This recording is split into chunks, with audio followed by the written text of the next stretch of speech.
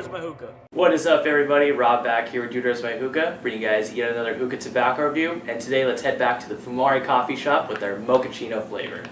Now, if you guys have been in the hookah community for any amount of time, you undoubtedly know about Fumari tobacco. This is a very light tobacco that is blonde in nature and does feature a relatively high amount of molasses binder.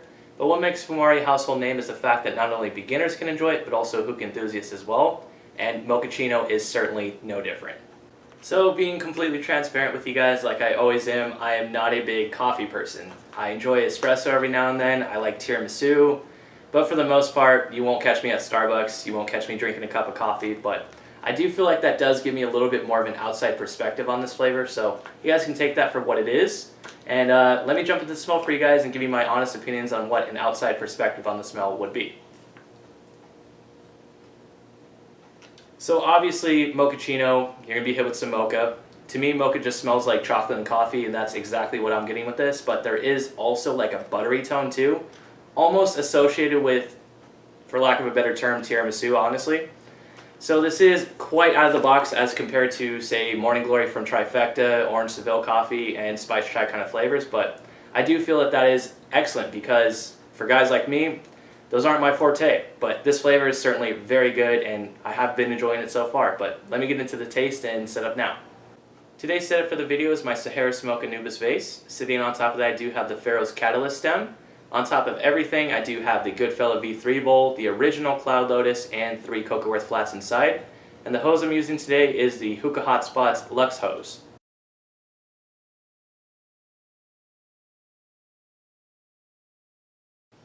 Okay, now let me jump into the part of the review that you guys are always hungry for, which is the taste. But first off, this has been going about 25 minutes, give or take. I have decided to add the Lotus wind cover, so that should give a little bit more of an indication on how much heat you guys can actually pour on this stuff and still have a great session. But let me finally get into the taste for you guys and give you my honest thoughts about that.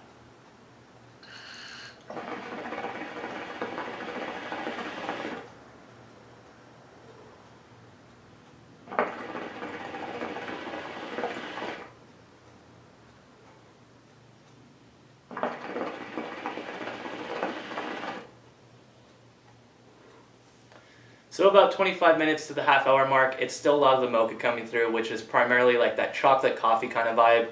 But there is a little bit more of the buttery characteristic that comes out here and there. It does kind of find that mid-ground between an espresso, hot chocolate, and also tiramisu, so it's kind of like the best of all those combined. But what I love most about this flavor is it's not overbearing. It's not light by any means of the word, but at the same time, it's not too strong to the point where I can't personally enjoy it, not being a coffee guy. So it is very nice, and hats off to Fumari for coming up with something this unique.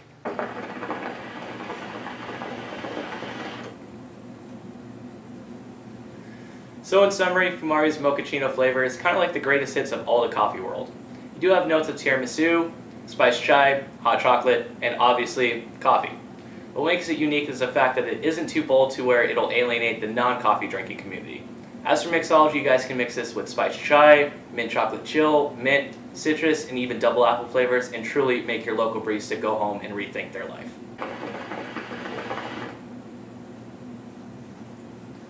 In closing, this flavor is going to be available over at Fumari.com and obviously all your favorite retailers that stock Fumari.